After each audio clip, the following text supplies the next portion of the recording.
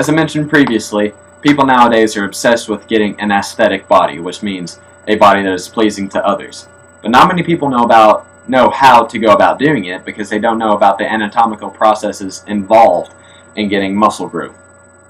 So through some research, I've come across some information of the anatomy of the process going about in our body to get muscle growth. And that's what I'm going to be talking to you about today. First off, we need to know the function of the muscular system. It gives us movement, or it allows us to resist movement. That is the most basic definition. And it has its own cells that has their own little micro organs that allow them to function. And the one that we're going to be focusing on today is called the mitochondria.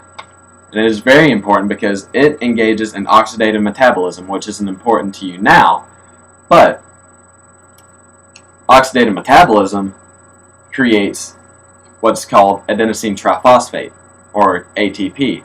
That's where it becomes important, because ATP is our source of energy.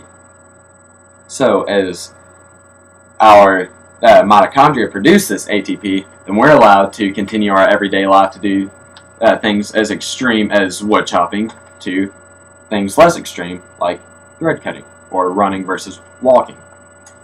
It supports us and empowers us physically, but where does it come from? Lactic acid. That is the prime source that we're going to be focusing on today.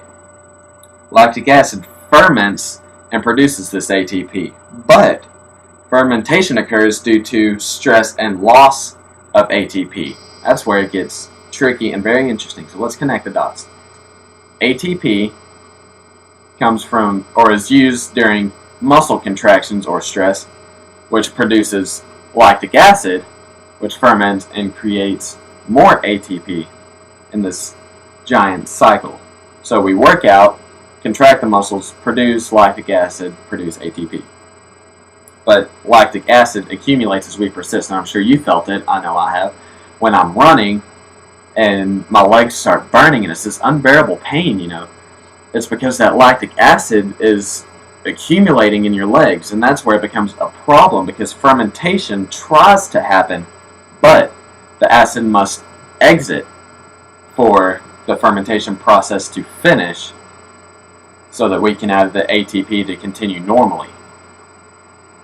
So the problem with this is that we persist at a faster rate than the lactic acid can exit.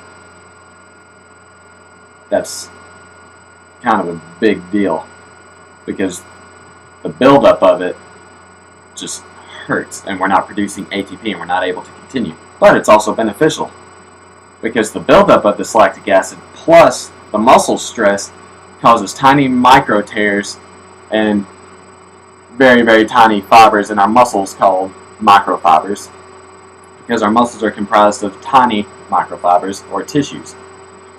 And it's somewhat like a nail in vinegar or a nail in Coca-Cola, as I've seen it. You stick a nail in there and slowly it'll deteriorate and wear away. Same kind of process, except the nail can't heal back and we can. It's also somewhat like a callus.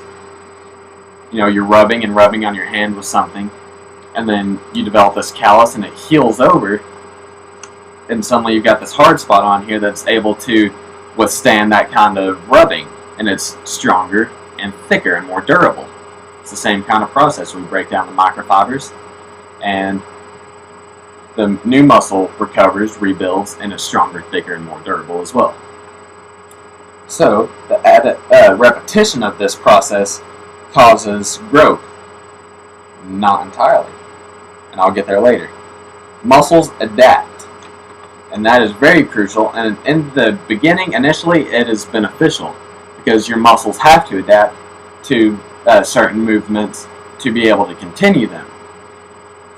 So since all you can see is a basic curl, if I'm just doing curls continuously, my muscles are going to grow and adapt to that specific weight that I'm doing and the number of repetitions until it's sufficient enough to where it doesn't have to stress anymore.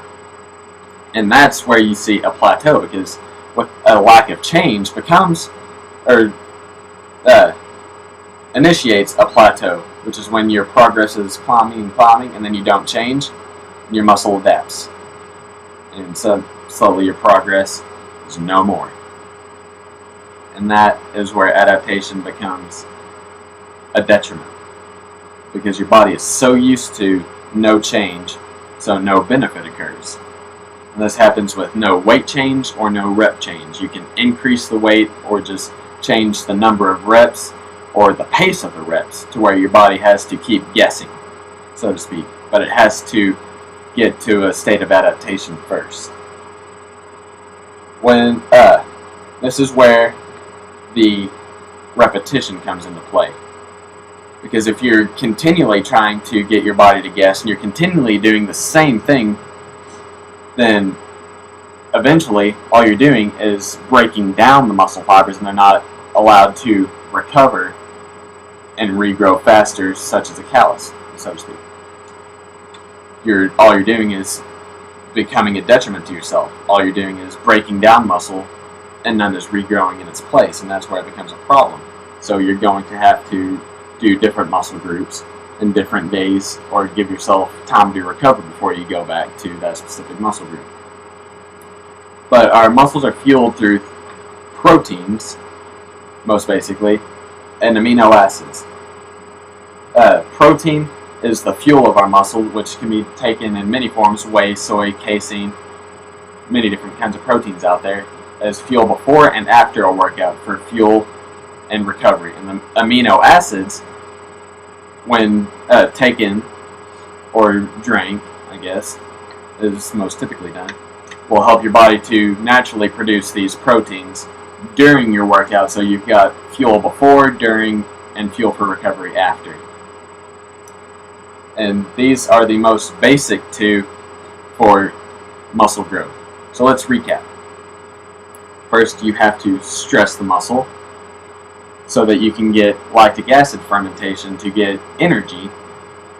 And as the lactic acid builds, then you're going to create muscle fibers, or micro tears in your muscle fibers with stress.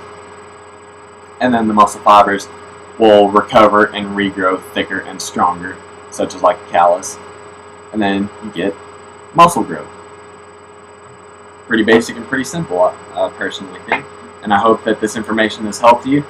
And I hope that now you have a better understanding of the anatomical processes involved in muscle growth. Thank you.